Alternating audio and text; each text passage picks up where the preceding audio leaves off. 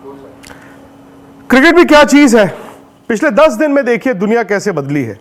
वो पाकिस्तान जिसे जीतना नहीं आता था और वो इंडिया जो कभी घर पर हारता ही नहीं था।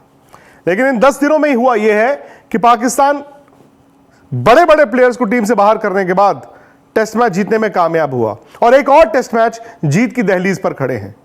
इधर इंडिया, बड़े नाम हैं, इंडिया के पास अपने मैदान हैं, अपनी कंडीशंस हैं और घर अभेद किला है।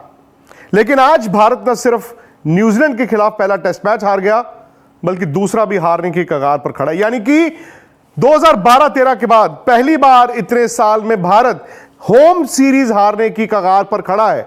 और सबसे बड़ी बात यह है कि ना सिर्फ भारत इस सीरीज को हार कर एक तरह से एक लांछन लेगा बल्कि वर्ल्ड टेस्ट चैंपियनशिप फाइनल के दरवाजे भी भारत के लिए बंद हो सकते हैं, क्योंकि यहां से एक होम टेस्ट मैच और उसके बाद खेलना Border Gavaskar Trophy, 5 test match Australia में।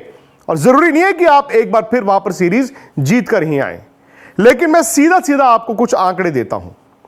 रोहित शर्मा, भारत के कप्तान, इस सीजन में यानी कि बांग्लादेश के खिलाफ 2 टेस्ट मैच और ये जो अभी एक इनिंग इस टेस्ट मैच की हुई है प्लस पहला टेस्ट मैच, रोहित शर्मा ने 7 पारियों में बनाए हैं 96 रन। 7 पारियों में 96 रन, 150 है एवरेज 13.7, बहुत कम है। मतलब इस तरह की एवरेज विराट कोहली जो दुनिया के महान बल्लेबाजों में से एक, विराट का भी हाल कुछ इसी तरह का है। विराट ने भी बांग्लादेश के खिलाफ 2 टेस्ट मैच, न्यूजीलैंड के खिलाफ पहला टेस्ट मैच और ये पहली पारी में 7 पारियों में जिसमें वो 6 बार आउट हुए 170 रन बनाए हैं। 28 पॉइंट कुछ की एवरेज उनकी है। यार ये घर पर हाल है और ये रोहित और विराट का ये हाल है।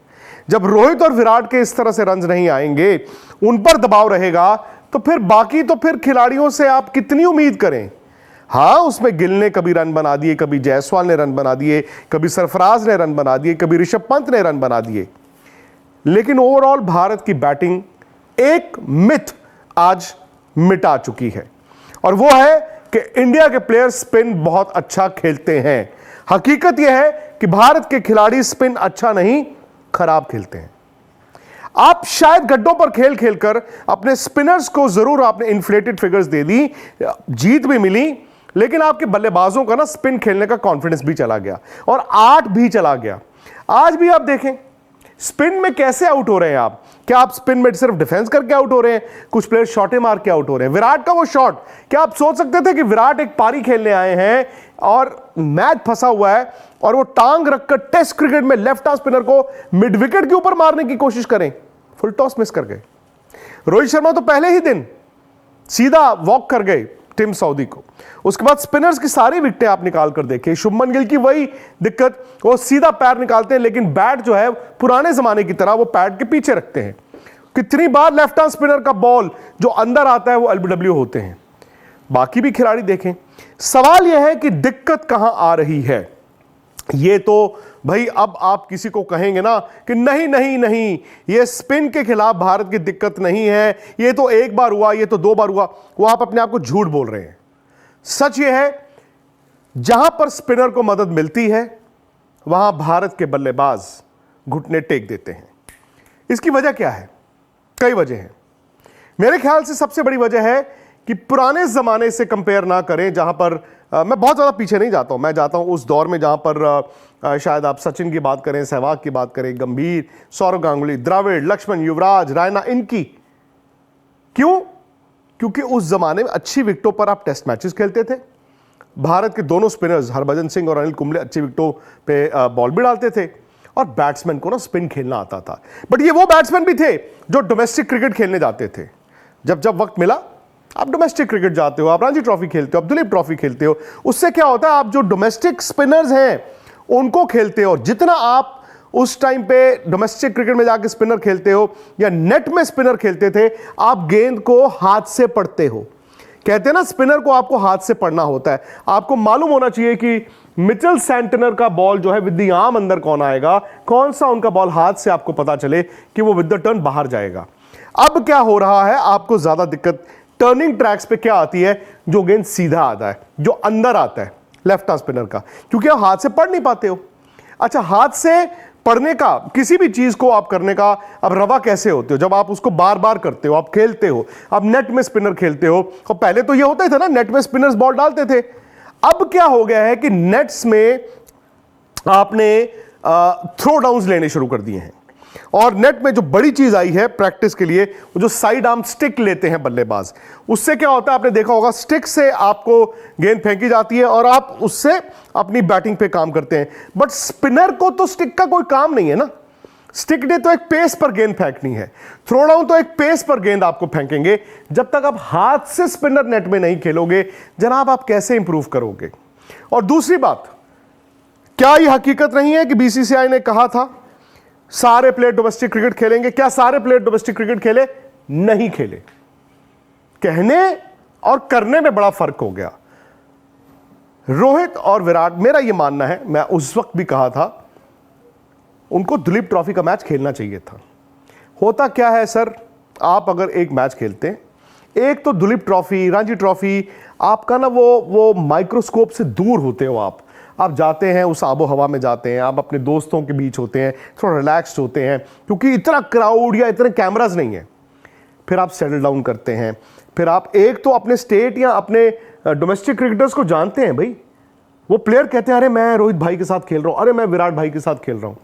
दूसरा क्या होता है, आप एसजी टेस्ट का बॉल, आप मैच सिचुएशन है सर, आपकी टांगे चलती हैं, आप 10 ओवर फील्ड करते हो, 30 ओवर फील्ड करते हो, 90 ओवर फील्ड करते हो, फिर आप बैटिंग करते हो, आप डोमेस्टिक जो आपके स्पिनर्स हैं इंडिया में उनको देखते हो, और ऐसे आपकी प्रैक्टिस होती है।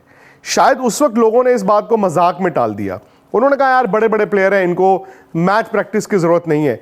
लेकिन एक ऐसा वाकया जो आप सबको याद होगा, मुझे भी याद है, बहुत से प्लेयर्स डोमेस्टिक क्रिकेट खेलते थे भाई, शायद अब फॉर्मेट्स इतने हो गए कि इनके लिए खेलना मुमकिन नहीं होता, लेकिन इस बार मौका बना था।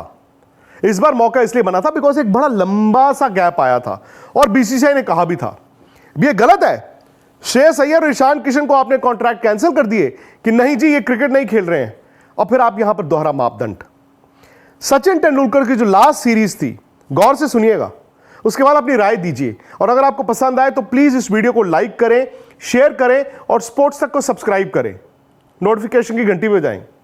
सचिन तेंदुलकर, द ग्रेट सचिन तेंदुलकर की लास्ट टेस्ट सीरीज 2013 नवंबर, आपको याद होगा, वेस्ट इंडीज के खिलाफ, और सीजन शुरू हो रहा था। सचिन ने यह तय किया कि मैं हरियाणा के अगेंस्ट रणजी ट्रॉफी का मैच मुंबई से खेलने के लिए लाहली जाऊंगा।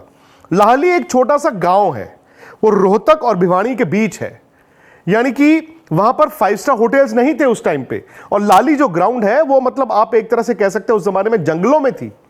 हरियाणा क्रिकेट एसोसिएशन ने एक नया ग्राउंड बनाया था, और जब उनको पता चला कि सचिन तेंदुलकर मुंबई की टीम में और जहीर खान रणजी ट्रॉफी का मैच खेलने आ रहे हैं, बिकॉज सचिन मैच प्रेपरेशन करना चाहते थे टेस्ट सीरीज के लिए। सचिन तेंदुलकर तो उठे नींद से, अपनी याददाश्त से भी क्रिकेट खेल सकते थे, नहीं, वो गए लाली। अच्छा, उस वक्त हरियाणा क्रिकेट एसोसिएशन जो सेक्रेटरी थे अनिरुद्ध चौधरी, उन्होंने पूछा भी सचिन को कि यहां पर आपके लिए अकोमोडेशन एक प्रॉब्लम हो सकती है, क्या आप चाहें तो हम ये इंतजाम कर सकते हैं कि गुड़गांव में या दिल्ली में किसी 5 स्टार होटल में आपकी बुकिंग करा दें, सुबह 1.25 घंटे में हम आपको मैदान ले आएंगे। सचिन ने कहा नहीं, उनके लिए एक रूम का इंतजाम ऊपर किया गया, रूम्स तो वहीं पर थे ग्राउंड में, और एक अच्छा रूम उनको एलोकेट किया गया।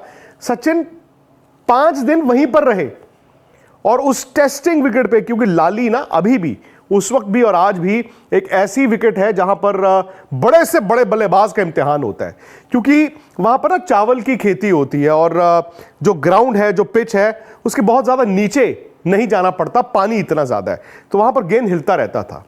सचिन ने, आपको याद होगा, सेकंड इनिंग में मुंबई को मैच जिताया था अपनी बैटिंग से, और फिर अपनी सीरीज खेले थे। सर पता नहीं आप इसको मजाक माने ना, आप मेरी बात से इत्तेफाक रखें, लेकिन अगर आप तैयारी अच्छी करके आते हैं, नतीजे अच्छे होते हैं। यह भी हकीकत है, मैं चाहूंगा जो मैं कह रहा हूं सब गलत हो। मैं यह भी चाहूंगा कि यहां से रोहित, विराट, ऋषभ, सरफराज, गिल, जायसवाल ऐसी बैटिंग करें कि भारत ये टेस्ट मैच भी जीत जाए और ये सीरीज भी जीत जाए। और बॉर्डर गावस्कर ट्रॉफी भी जीते और फिर वर्ल्ड टेस्ट चैंपियनशिप फाइनल भी जीते। लेकिन आप सब ये जानते हैं, फिलहाल कहना आसान है, करना इतना आसान नहीं है। इन लोगों ने इससे पहले करिश्मे किए हैं, मिरेकल्स किए हैं, दोबारा कर दे तो सलाम है इनको। बाकी अगर आपको मेरी किसी बात से इत्तेफाक हो, कोई एक बात अच्छी लगी हो और आप कहें हां यार ऐसा कर सकते थे, तो प्लीज आप अपना फीडबैक भेजें। और जैसे मैंने आपको रिक्वेस्ट की, वीडियो को लाइक करें और शेयर भी करें, और स्पोर्ट्स तक को सब्सक्राइब नहीं किया तो जरूर कीजिए, और अगर किया है तो नोटिफिकेशन की घंटी को एक बार फिर जरूर जरूर जरूर दबाइए।